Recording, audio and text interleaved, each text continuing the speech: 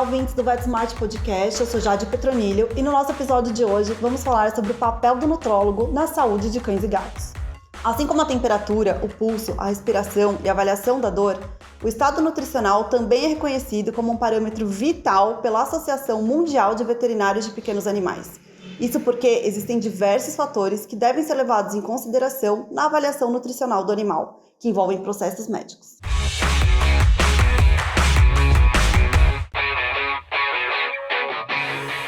Além disso, a nutrição adequada tem o poder de não só melhorar a qualidade de vida dos pets, mas também otimizar a saúde. E para aprendermos mais sobre o tema, vamos bater um papo com a doutora Carla Mayon, médica veterinária especializada em nutrologia de pequenos animais. Olá, Carla, seja muito bem-vinda ao VetSmart. Oi, Jade, tudo bem com você? Oi, ouvintes. É um prazer estar aqui. Espero que vocês gostem e aproveitem o nosso conteúdo hoje. Tudo ótimo, a gente que agradece a sua participação. E, Carla, é bem comum que os tutores procurem os nutrólogos só quando o pet já tem algum problema de saúde ou tá com sobrepeso, por exemplo. Mas vocês também têm um papel fundamental na prevenção de doenças, né? Com certeza, Jade. Inclusive, é uma das teclas que eu bato bastante com os clínicos, com os colegas em geral, porque a nutrição ela começa desde a amamentação. Então, o animal, cão, gato, né, os mamíferos em geral, que fazem a fase de amamentação, já precisam de alguns cuidados, precisam de métricas aí para consumo, e esse cuidado se estende até o último dia de vida. Então, não só na doença, né, que muitas vezes traz o cliente para que eu avalie, para que eu entenda o que a gente pode melhorar através da alimentação, mas também na saúde. E através da saúde a gente faz a medicina preventiva, que é diminuir os problemas, né, postergar as doenças e trabalhar a qualidade de vida em cada fase. Então a nutrição é muito importante também no status de saúde do animal aí que não tem problemas, né? Um animal saudável. Perfeito. E considerando essa função preventiva do nutrólogo, em quais momentos costuma ser mais indicado que o clínico ou o tutor acabem recorrendo a esse tipo de profissional? Eu costumo dizer que na consulta do filhote já existem várias orientações importantes quanto à alimentação. Por exemplo, não deixar o alimento à vontade, oferecer a quantidade indicada para aquela idade e para aquele peso, oferecer opções de texturas, né, oferecer principalmente para gatos, é uma fase que a gente orienta o tutor a expor o animal a texturas diferentes para que ele tenha esse interesse ao longo da vida toda. Mas na infância, então na primeira consulta, a gente já passa uma série de orientações, uma série de informações que ele vai utilizar ao longo da vida toda. Portanto, quando chega um filhote para mim no consultório, é uma alegria, porque eu já sei que esse tutor ele tem uma responsabilidade diferente, ele tem uma orientação diferente quando ele sai da consulta. E não que o clínico não passe essas orientações, né? Mas muitas vezes a gente se preocupa com vacinação, vermifugação, cuidados aí com doenças infecciosas, né? As dúvidas mais comuns dos tutores, como ensinar a fazer o xixi no lugar certo, posso passear, não posso, posso dar banho, não posso.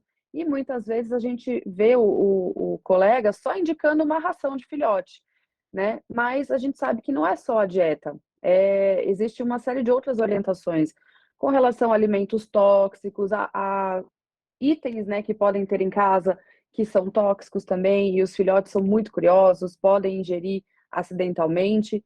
Então, a primeira consulta ela precisa também ter essa orientação nutricional. Como você bem colocou, é o quinto sinal vital, né? Então, hoje faz parte da nossa avaliação de triagem do paciente. E desde a primeira consulta, desde a primeira visita, ela já é importante. Então, quem está ouvindo a gente tem um filhote, já é o momento de passar com o nutrólogo para prolongar e programar a dieta ao longo da vida toda. Com certeza esse animal, esse pet vai viver mais tempo e vai viver mais tempo saudável. E Carla, muitas vezes as pessoas associam o nutrólogo às dietas caseiras, mas não é só nesse caso, né? Pelo contrário, que vocês podem ser procurados. Pois é, tem muita gente que acha que a gente só tem indicação quando vai formular uma dieta, né? Cozida ou crua, enfim.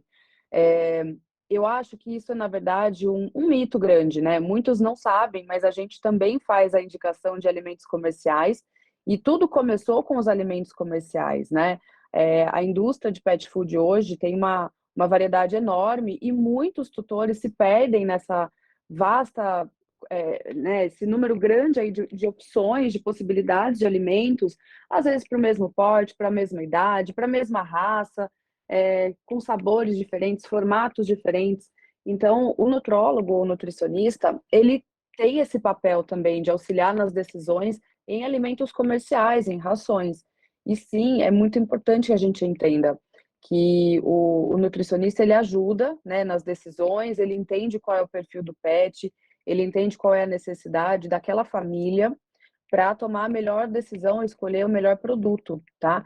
E a dieta caseira é uma das frentes, né? É um dos pontos de atuação. Mas a gente trabalha muito com suplementação estratégica, eu trabalho muito com medicina preventiva, e tudo isso as pessoas às vezes não sabem, né? Que tem muita coisa que a gente pode auxiliar na saúde mesmo, enquanto o paciente está em acompanhamento nutricional, né? Então, é bem importante essa pergunta que você fez. Muita gente não sabe, mas a gente consegue atuar em todas as frentes, né? Num animal que tenha dificuldade de ingerir líquido, um animal mais seletivo, um animal mais é, guloso, né? Que tem muita dificuldade de comer pequenas porções, que tem tendência a ganho de peso, não necessariamente aquele que já está em excesso de peso. Então, a gente consegue, com algumas manobras, auxiliar o dia a dia e a qualidade de vida desses animais, sem necessariamente passar uma dieta caseira. Muito bom. E a gente pode dizer que o nutrólogo atua com três frentes: a triagem, o plano de ação e o monitoramento do paciente? Sim, sim, é super importante. Eu coloco isso sempre em aula, e principalmente para alunos, porque a alimentação, né, a nutrição, a gente tem tomadas de decisão de acordo com a gravidade, de acordo com a condição que o paciente chega, né? Então, a gente precisa entender qual é o momento daquele pet, se a gente precisa interferir de forma rápida, né? Por exemplo, um paciente que fez uma cirurgia, um paciente que tem uma doença crônica, um paciente que está desnutrido, né? A tomada de decisão, ela é de acordo com a gravidade do momento daquele pet. E existe o pet que está em manutenção, que é um acompanhamento, que é uma coisa mais a longo prazo, né? Que ele está acompanhando comigo ou com um colega para uma patologia que está bem controlada, né? E é muito importante que o monitoramento seja feito, né, com periodicidade. Então, vou dar um exemplo. Um paciente em perda de peso. Eu sempre peço reavaliação a cada mês ou a cada 2 meses. Para quê? Para esse tutor não ficar muito distante, para eu conseguir monitorar esse paciente nas métricas de perda, entender se ele está satisfeito, se ele tem fome, se ele está conseguindo atingir a atividade física que eu propus. Então, o monitoramento é bem importante e faz com que o tutor também esclareça as dúvidas do dia a dia, que seja mais próximo da gente. Afinal, eu sempre digo que a responsabilidade ela é dividida em dois, né? Metade minha e metade do tutor. Porque toda orientação que eu passo, se ela não for colocada em prática em casa, não adianta, a gente não vai ter resultado, né? Então, essas tomadas de decisão e o monitoramento são super importantes e devem ser inseridos, né, em qualquer rotina de acompanhamento. Então, se é um paciente renal, vamos acompanhar com os exames juntos com o clínico. Se é um paciente com alterações urinárias, né, urólitos ou algum tipo de precipitado, é um paciente que vai acompanhar com exames de urina e ultrassom, também quero ver, também quero que traga comigo para a gente acompanhar esses resultados, né? Ou é um paciente que não come, é um paciente hiporético, muito seletivo, um oncológico que tem uma perda de peso, uma perda de massa magra importantes. Eu quero acompanhar junto com outro especialista, junto com quem está ali na linha de frente, para entender se o que eu propus está trazendo resultados, quais resultados, e se a gente precisa, né, mudar o curso do protocolo, ajustar daqui, aumentar dali, ou mudar a forma de apresentação, inserir mais alguma coisa. Então, monitorar é tão importante quanto a gente ter o primeiro momento de conversa, né? Eu sempre tenho os pacientes bem, bem próximos, e quando eles se distanciam um pouquinho, eu vou ali, mando uma mensagem, tá tudo bem? Como é que ela tá? Tá comendo? Tá mantendo as suplementações? É super importante essa comunicação. Então não adianta também achar que vai passar ali na primeira consulta com você e tá tudo certo, resolvido pro resto da vida, né? Não é assim que funciona. Não, não é. Na verdade, é um casamento, né? Eu falo que ter um acompanhamento nutricional que deve ser feito ao longo da vida, esse é o melhor cenário, é realmente acompanhar o crescimento, a fase adulta, a entrada para a fase senil e todas as diferenças que cada fase traz, né? Então, aquele tutor que é bem orientado, que é consciente, ele entende que isso é importante. E eu tenho clientes que eu acompanho há muitos anos e eu sei que quando eles passam um tempão sem voltar é porque tá tudo bem, né? Mas é aquela história, tá tudo bem e às vezes a gente não tá dando atenção a algo que pode melhorar, né? Eu costumo falar já de que a alimentação ela precisa ser uma base sólida, né? Então uma nutrição bem feita, com base sólida, com nutrientes bem formulados, com um produto que traga realmente um bom balanço nutricional, boas matérias-primas, que tenha uma boa digestibilidade. E sendo uma base bem feita, após esse degrau, a gente tem as suplementações estratégicas, que são melhoradores de desempenho de alguma coisa. Né? Se eu quero melhorar a saúde articular, a imunidade, a saúde de pele e pelo, quero melhorar a cognição, quero melhorar a saúde cardiorrenal. Então, esses spots, eles são interessantes e muitas vezes o tutor acha que a gente não tem muito o que fazer a mais, né? Ah, ele tá saudável, ele tá bem. Mas na verdade a gente tem como melhorar sempre, né? Na nossa alimentação a gente sabe que a gente sempre pode melhorar, né? E que existem estratégias para isso. Então, nunca é uma conversa só. Eu realmente digo assim para os clientes que estão bem, que estão em manutenção, pelo menos a cada 6 meses, volta, a gente acompanha peso, qualidade de score de condição corporal, qualidade de massa magra, vê como ele tá, vê saúde bucal, né? É importante acompanhar os dentinhos também dos pets e tudo mais. Então, é importante esse recall aí da turma, é importante. Legal. Carla, e sobre as avaliações de triagem e aprofundada? Explica um pouquinho pra gente sobre cada uma delas. Na triagem, Jade, eu costumo usar um inquérito nutricional, que nada mais é que um grupo de questões, de questionamentos que eu costumo colocar na minha anamnese, que vão me dar mais informações sobre o dia a dia daquele animal. Então, por exemplo, onde ele mora, se é casa, apartamento, chácara, firma, se ele tem alguma comorbidade, se ele toma alguma medicação contínua, alguma suplementação, se ele já teve algum trauma, ficou internado, alguma doença recente pregressa, se ele é castrado ou não castrado, qual é o status reprodutivo, né? Isso também é bem importante. Ou se é um animal que está em período reprodutivo ou em lactação. Tudo isso vai me norteando para entender melhor o caso. Se tem alguma alergia ou hipersensibilidade a algum alimento, muitas vezes sim, eu atendo muito paciente alérgico ou pacientes que são inflamados e que têm dificuldades aí com alguns alimentos. Se esse animal está se mantendo no peso, se ele teve alguma alteração recente de peso, se ele faz atividade física, qual tipo, tempo, intensidade. E muitos, vou te falar que muitos aqui devem também ter em casa um pet que faz atividade física de final de semana, né? Ou que sai para fazer um xixi cocô, e isso não é atividade física, gente. A gente considera isso o passeio. Atividade física é aquela que a gente tem constância, que tem uma periodicidade, né, diária, uma vez ao dia, 2 vezes ao dia, em que o pet tem ritmo, ele vai passear, ele vai fazer exercício, mas ele volta cansado, né? Eu brinco com os meus clientes que a gente transpira no exercício físico, né? Se a gente treina, corre, a gente volta transpirando, a maioria das pessoas. Os pets não transpiram, mas a gente vê que quando eles voltam da atividade física, eles estão cansados. Eles estão assim, deita num cantinho da casa, no chão frio ou na caminha e descansa, porque realmente aquilo cobrou dele um desempenho muscular, circulatório, respiratório.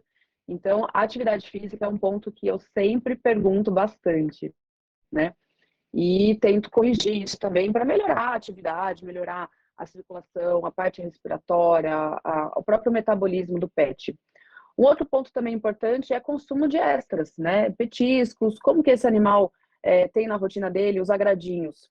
Então, aí a gente com jeitinho vai perguntando, né? Sem ser muito agressivo aí nas condutas, porque a ideia não é dar bronca, a ideia é corrigir, é melhorar, né?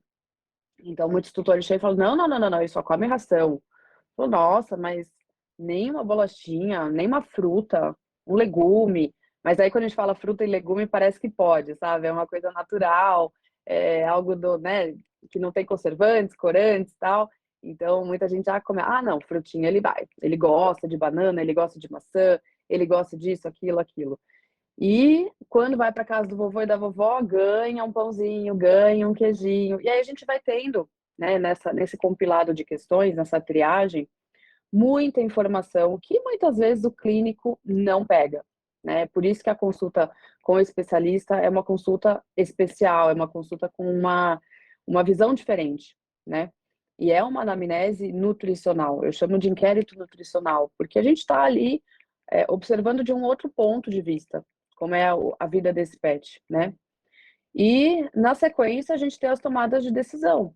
Então, se esse animal tem apetite mais seletivo, ou é glutão, ele gosta de um pratão, ele gosta de comer várias vezes ao dia, ele gosta de alimento úmido, seco, ele gosta de misturinha, ele come ração, ele come seca, e, ou ele come comida. Tudo isso entra nas minhas informações para tomar a decisão junto com o tutor, tá?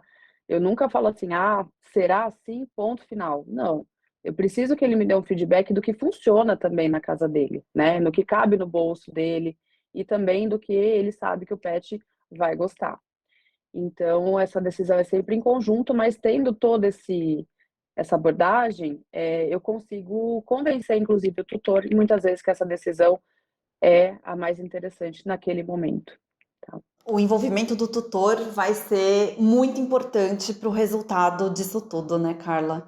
Que dicas você dá para quem está ouvindo a gente para conseguir envolver mais esse tutor em todo esse processo? A gente sabe que às vezes é muito difícil, né? Ou de repente uma pessoa da família está realmente super comprometida e as outras não. Como que a gente pode lidar com isso? Olha, eu acho que 2 dicas são interessantes aqui. Primeira, a maioria tem pet, a gente sabe muitas dificuldades que eles passam, a gente passa também na nossa casa, né? A gente sabe que quem tem um animal mais glutão tem dificuldade de oferecer saciedade, tem dificuldade de fazer uma atividade física mais constante, um animal mais seletivo, a gente sabe como é, né? Que você tem que, às vezes, colocar um topping, colocar algo que deixe o alimento mais interessante, ou nas mudanças de fase, a gente passa por isso. Então, a primeira coisa é trazer essa familiaridade com o problema, né? E, eventualmente, trazer algum outro caso. Falar, olha, realmente eu atendi um pet parecido, ele melhorou bastante, então acho que a gente tem boas expectativas para o caso do seu animal. Então, trazer um conforto, né, de que ele não é o único pet assim, e que a gente tem condições de melhorar bastante o que está acontecendo com ele, tá? Primeira coisa é isso, então é trazer o tutor para um lado assim mais familiar, mais afetivo, de que você entende o que está acontecendo, você tem experiências parecidas e que você sabe como lidar com aquilo, tá? Passar essa segurança. Segundo ponto se tem alguém em casa ou na família que costuma burlar as diretrizes, né, a dieta, petiscos, eventualmente fazer alguma coisa que não está no escopo do que a gente decidiu, pede para essa pessoa visitar junto com o tutor no momento do retorno ou na reavaliação, para você conhecer essa pessoa, essa pessoa te conhecer e te ouvir. Talvez, é aquela história, né? Casa de ferreiro, espeta de pau. A gente, às vezes, não tem voz dentro da nossa casa para convencer o pai, a mãe, a avó, a funcionária. Mas uma pessoa de fora pode, né, de uma forma agradável, com um jeitinho, falar: olha, não é a melhor decisão você oferecer esse produto, não é a melhor decisão você misturar tal coisa com o alimento dele, isso pode trazer tal risco e tal, tal, tal, tal, tal. E eu acho que isso, eu vejo, né, que muitos clientes acabam se tornando amigos, né? Assim, amigos entre aspas, mas eles enxergam uma veterinária que é amiga, né? Que não está ali impondo um tratamento e falando que se não fizer vai ser um. Não, na verdade o terrorismo não acontece na minha consulta, né? Eu não falo assim, eu não falo que eu sou a favor disso e contra aquilo. Eu oriento os prós e contras, tá? E deixo realmente o tutor à vontade, né? Se ele me perguntar, Ah, o que que você acha de dieta crua e ossos? Eu vou falar o que eu acho. Eu vou falar que eu, Carla Maion, não recomendo por isso, isso, isso. Mas eu jamais vou fazer um terrorismo, jamais vou dizer, ele como tutor, o que ele deve ou não deve fazer, né? É diferente de a gente estar falando de um antibiótico terapia, é diferente de uma indicação cirúrgica, é diferente de uma, enfim, um cenário de infecção que realmente, né, não tem muita escolha. O tutor ele vai conversar comigo, com o fulano, com o ciclano, e provavelmente as opiniões serão as mesmas, né? Mas na nutrição, a gente tem que ter um pouco mais de jogo de cintura, sabe? A gente tem que entender qual é o momento de vida daquela família, qual é a condição financeira daquela família. É, os pets hoje são parte, né, da família, então muitos, às vezes, gastam mais com o pet do que consigo mesmo. E a gente tem que entender que isso é normal hoje em dia, né? E tem alguns que não, falam, olha, eu já estou gastando com um monte de coisas e tal, vamos tentar enxugar o que der e tudo mais. Então, essa abordagem, né, ela é muito próxima, né? Eu sempre deixo os meus clientes muito à vontade para serem sinceros comigo, para trazerem a verdade, porque assim eu consigo abordar da melhor forma, da forma mais precisa possível o protocolo nutricional. Acho que um ponto positivo é que se esse paciente já chega até você, já é um bom sinal que o tutor está preocupado, né, Carla? Pois é, se ele já chega com essa abertura, né, é sinal de que ele já confia, ele sabe da importância, ele está buscando um suporte, né, não é um socorro, é um suporte. E às vezes é um socorro também, viu, Jade? Às vezes a nutrição é a porta que precisa ser aberta ali para voltar à saúde, voltar a recuperar esse paciente. Mas quando ele chega, né, e tem essa recepção e tem um ambiente não tão rígido, não tão frio, eu acho que as coisas funcionam melhor, sabe? E isso eu aprendi ao longo da carreira. No início, até por conta eu não tinha tanta facilidade, né, de conduzir as coisas. No início da profissão eu tinha um pouco de medo de errar e tudo mais, é normal. Quem está começando tem que estudar muito, tem que ter, né, prática ali no dia a dia. Mas com o tempo eu comecei a ver que tá tudo bem, sabe? O tutor vai chegar no meu consultório, o pet está com uma lista de medicações, às vezes 6, 7 medicações, e é chato dar remédio, às vezes o pet não quer nem ver o tutor mais. Eu não quero ser uma veterinária que vai colocar mais coisas via oral forçadamente, ou que vai enganar o remedinho misturando na comida. Não, eu já busco formas facilitadas, apresentações mais agradáveis, melhorando o dia a dia daquele animal, porque eu sempre falo, eu sou a tia mais legal. Eu sou aquela que não vai dar injeção, aquela que não vai forçar nada via oral, porque eu preciso da continuidade, eu preciso da constância, eu preciso que o resultado nutricional, ele nunca é rápido, né? Então, se a gente tem um problema, a gente tem que ter as rédeas na mão e fazer com que isso seja conquistado aos poucos e progressivamente. Então, eu preciso que funcione, né? Tem que funcionar em casa, tem que funcionar em casa, da forma menos estressante possível. Com certeza é a mais legal, porque além de tudo ainda dá comida, né, Carla? Que eles adoram. Exatamente, eles adoram. Então, e às vezes a apresentação do que eu vou passar, ela é tão importante quanto o princípio ativo, né? Se eu vou oferecer comida, se eu vou oferecer ração, se eu vou oferecer uma mistura, um suplemento estratégico, é tão importante quanto, né, o que está ali dentro, sabe? E é super importante também para quem está ouvindo a gente, saber que os pets, cães e gatos, não comem pelo sabor do alimento, eles comem pelo cheiro e pela textura. Então, o alimento tem que ser extremamente cheiroso, perfumado, gostoso, crocante, né? E tem a galerinha que gosta do crocante, tem a galerinha que gosta do úmido, pedacinho ao molho, pedacinhos com caldo, ou patês. Então, essas preferências, né? Elas são muito diferentes das nossas. Então, também a gente leva em consideração as preferências do paciente, tá? E não necessariamente a preferência do tutor, né? Se ele falar, ai, mas eu acho que ele enjoa, porque ele come sempre o mesmo sabor. A gente explica, olha, na verdade ele não enjoa do sabor, ele enjoa talvez do olfato, do cheiro do alimento, da textura, da apresentação. É importante a gente falar que a gente conhece a espécie que a gente está atendendo, sabe? E falar que não é igual a gente. A gente come muito pelo visual, a gente come primeiro com os olhos, depois com o sabor. Os cães e gatos não são assim. E quando a gente começa a trazer essas informações, os tutores, nossa, que legal, não sabia, então tudo bem. E aí eles se desarmam um pouco, né? Porque existem alguns mitos aí do dia a dia que os pets enjoam do alimento, que os pets tem que trocar toda hora de fórmula, de sabor. E na verdade a gente sabe que não é, né? Na verdade, o apetite caprichoso muitas vezes é induzido pelo tutor que faz sempre isso. E aí o pet acaba acostumando, condicionando o tutor a sempre trazer uma novidade. Então, fica a dica aí que eles têm apresentações e preferências diferentes das nossas. E ainda falando um pouquinho dessa relação nossa com o tutor, né? Você acha que ensinar algumas questões, como avaliação de índice de condição corporal, índice de massa magra, ajuda também em todo esse processo? Ajuda sim, Jade. Eu hoje em dia tenho tutores muito mais orientados e conscientes do corporal do pet, né, do próprio pet. Então hoje eu ensino eles a passar a mão onde tem depósito ou depressão aí de tecido. Eu ensino eles a ver a região que tem que marcar a cintura, a região que mais acumula, a região que, né, ou às vezes um nódulinho que apareceu, um lipoma.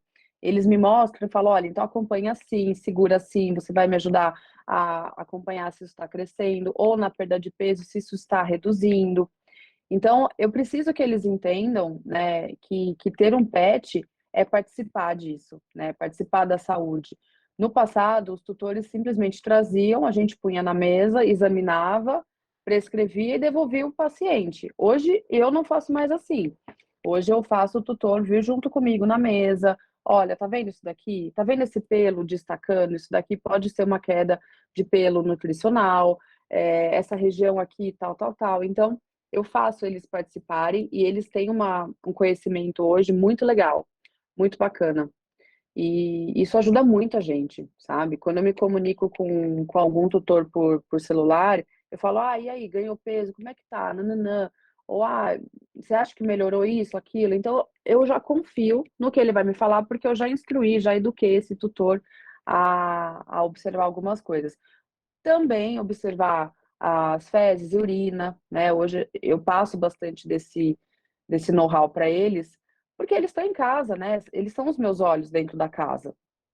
E eu preciso que eles tenham uma base aí de conhecimento para a gente acompanhar esse paciente juntos, né?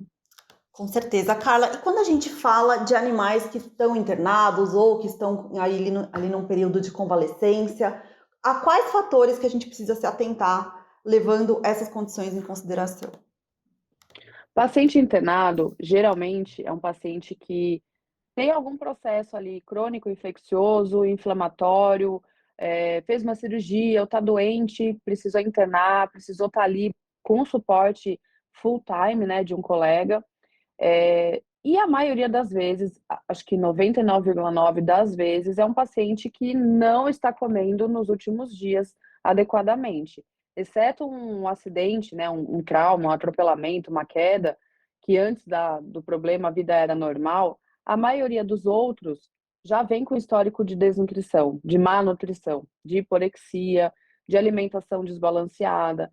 E a gente deve intervir nesses casos o quanto antes, ajustar a alimentação desses pacientes o quanto antes, porque já temos um histórico aí de problemas, né, antes dele chegar a internar, ou chegar a operar, ou chegar a ficar em ambiente de UTI.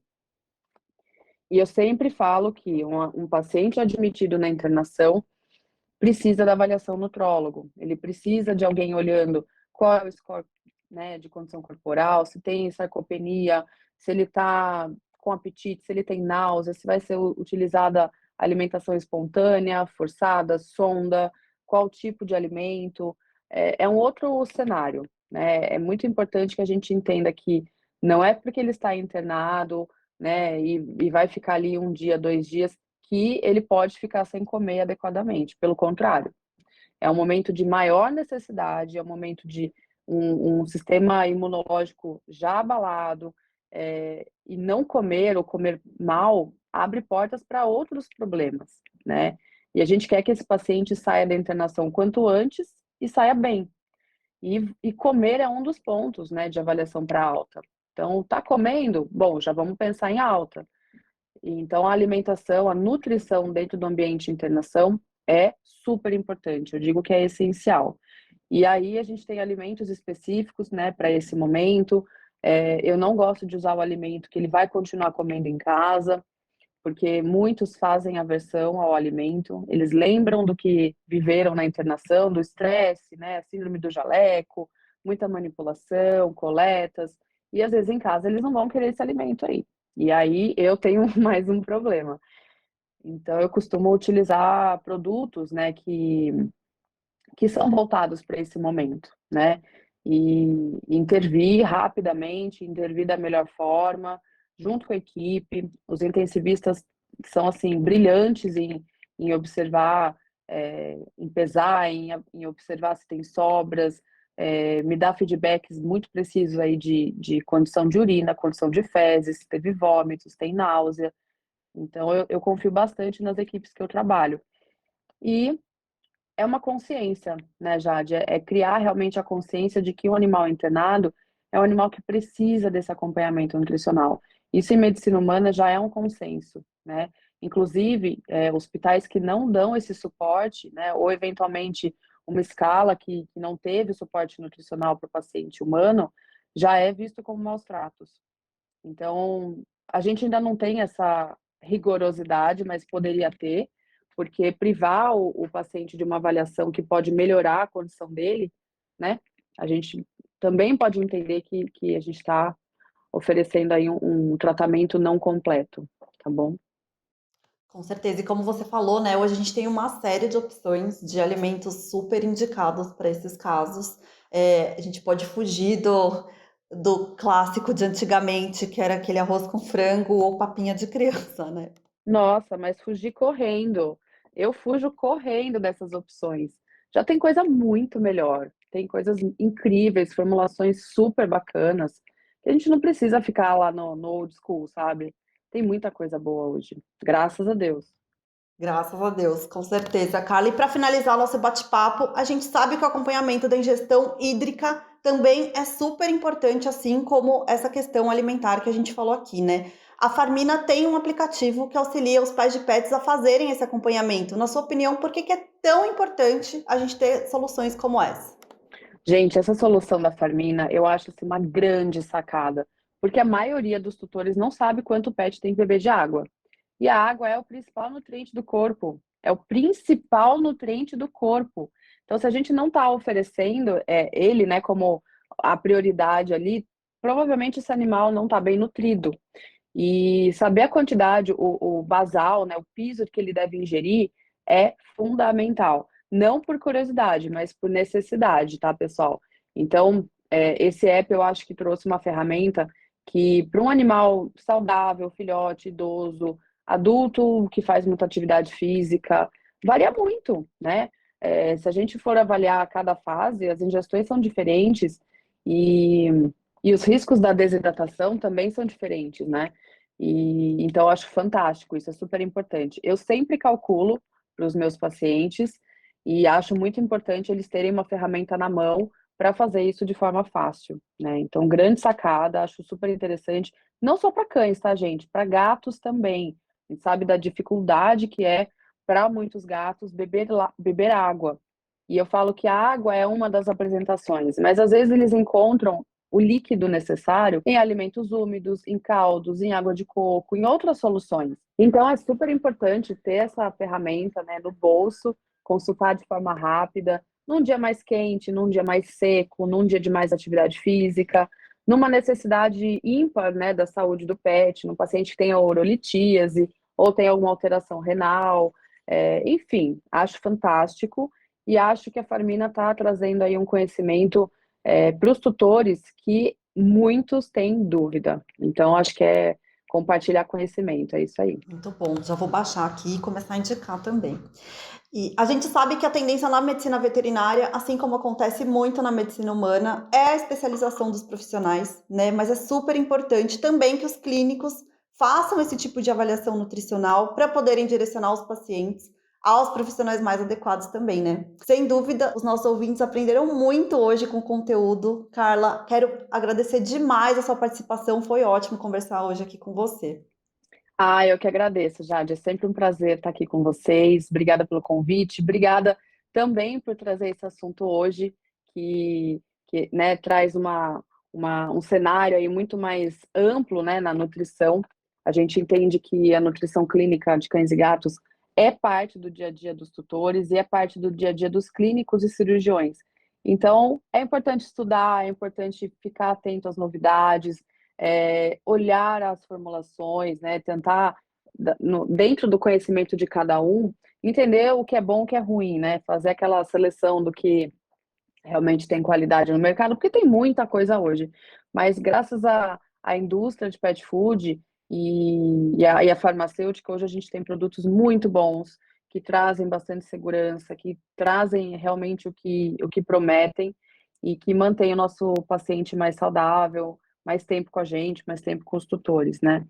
Eu quero agradecer, então, o convite e estou aí aberta às dúvidas de quem precisar, quem tiver alguma dúvida ou quiser falar comigo, a rede social é o @vet_nutri, estou lá à disposição e até a próxima. Super obrigada, Carla. Até a próxima. Esse episódio tem o patrocínio da Farmina e todas as informações técnicas dos produtos, apresentações, indicações, assim como vídeos, estudos relacionados e uma série de conteúdos estão disponíveis nas páginas dos produtos no VetSmart. É só acessar e conferir. Lembrando que agora todos os nossos ouvintes podem selecionar e ouvir temas semelhantes em um só clique na nossa playlist. Não perca a oportunidade de participar da comunidade VetSmart, a maior e mais completa comunidade de medicina veterinária do Brasil. Lá você pode interagir com colegas, além de compartilhar materiais de estudos, casos clínicos, experiências e ainda tirar dúvidas gerais sobre diferentes temas. Basta acessar o site comunidade.vetsmart.com.br.